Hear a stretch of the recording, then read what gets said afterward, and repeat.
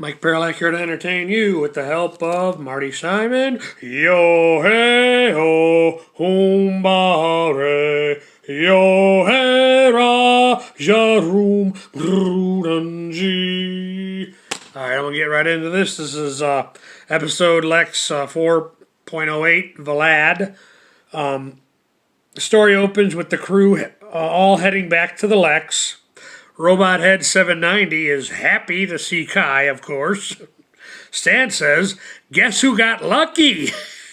Which is true. The Goth Girl trio were all over Kai in the previous episode. They all love the dead guy.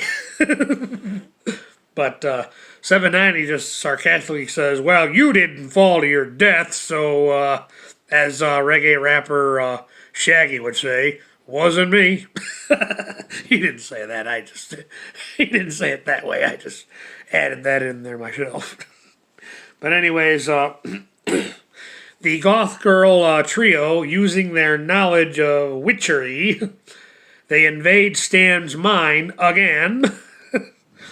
Kai and Zev speak a little bit, and Zev says she's concerned that she and Stan should fight some of their own battles on their own, reminding Kai they only have a limited amount of proto-blood.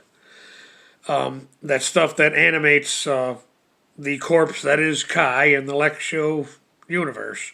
One thing about this series is due to the nature of the LEXX storytelling universe, a lot of stuff is open for interpretation, and very few storytelling vehicles are set in stone in the show. Although, intellectually, it still all comes together. Right? It's a one-of-a-kind show. Anyways, Zev states that it's a good idea that Kai stay in his cryopod till she and Stan truly need him. She also asks if he found what he was looking for when they were in Transylvania. He says, no, but I believe I stumbled on something that could destroy them all, meaning her, Stan, and 790. Could be his accountability nature. Anyways, the Goth Girl trio seem to be having difficulty in summoning the full-on witchery power because one or more of them ain't too bright. I think they would prefer to go after Zev or definitely Kai, but they have to settle for easier prey. That, of course, means Stanley H. Tweedle. They decoy as through the seance and through their witchery power. They decoy as deranged versions of Kai, Zev, and 790 to creep Stan out. The dumb one, because in the seance she says the word train because the other girl said plane, and he said, why'd you say train? Well, you said plane. Not that kind of plane. Astroplane. Anyways, the dumb one, because she said the word train in the seance, she's the one that gets stuck on taking on the aura of the 790 decoy. But they creep Stanley out, so he gets in the moth and flies away to clear his head. And of course, in this sequence, the Kai kisses him because the writers could not take advantage of offending homophobes. The interesting thing about the decoys is it was kind of cool to see a goth version of Zev.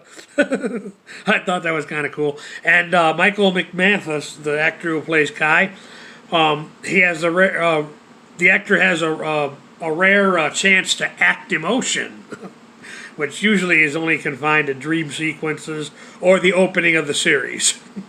Yo-ay-yo. But although I did recall there was an episode, I think in season 2, where these lost in space college kids come aboard the LEXX and they mess with Kai's programming and program him to be a psycho killer.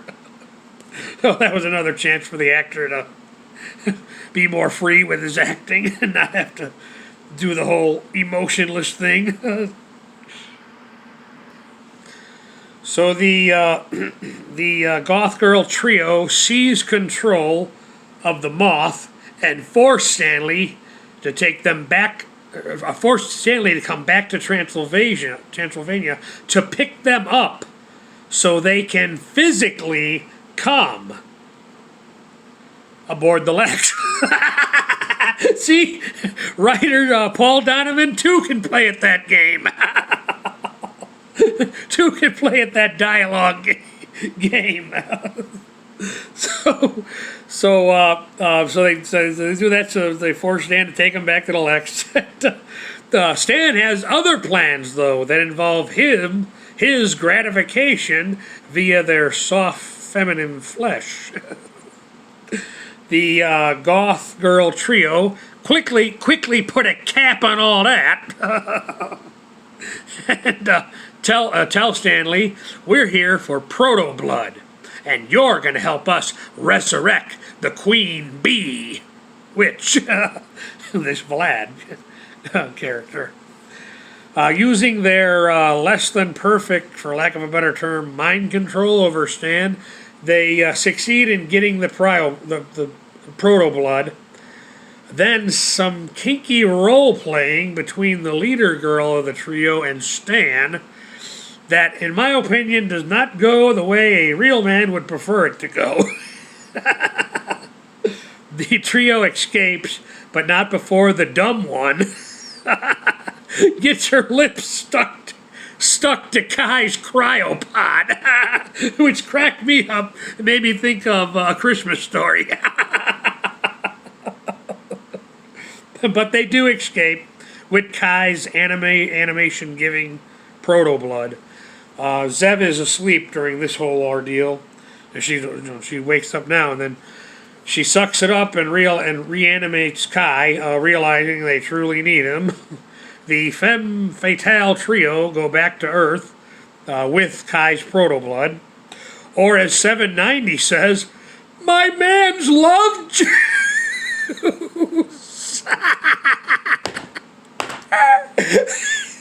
No, not my man's love juice. I'm telling you, kids, this show is something else. At this point, the storytelling does take a darker turn in conjunction with the series, ongoing story as a whole in the series LEXX, when Kai explains that they are in servitude of his hunter, a.k.a. Queen Bee Witch. And his proto-blood that they just stole will give the hunter life, which is not good. There's a scene that explains how these Earth female acquired the control of Stanley's mind. A parasite delivered via female saliva, which is why they all with him in the at the end of the prior episode. But then Kai explains that these hunters, as the humans in the human world call them, are called divine executioners. And his shadow made them to take care of assassins like him that found free will and could potentially rise up against his shadow's orders. In conjunction with the vampire lore, there's a thing called paro blood, not proto blood, but paro blood, which is something that these divine executioners have that make them able to turn humans into their willing slaves. Again, in conjunction with Earth vampire lore. Kai also says the divine executioners will burn the house of man. He also states that the Earth is likely doomed, and then says to Zev, "You are strong, Zev, but not strong enough, to face a divine executioner." Which Zev replies, "Why do you have to fight them? Just go get your proto blood back, and then let this all just escape in the LEXX." And Kai says, now remember, Kai has the memory of all his Divine Shadow's predecessors in his being, in his mind, in his being. He has all the knowledge of all of the Divine Shadow's predecessors. He just doesn't, because he's a corpse, he just doesn't feel emotion. But he has all the knowledge. So he says, "Being dead, I do not know fear. But my memory of all this dictates that if a divine assassin is death in carnage, then a divine executioner is the apocalypse in the flesh." Whoa, that's deep. No matter what religious philosophy or belief system you allow to dictate your life, that's pretty deep for a show, for a TV show. And then this will be part 1 of 4.08, the episode of Vlad. So my cover of this episode will be at least 2 parts. Mike Paralak, thank you for your time.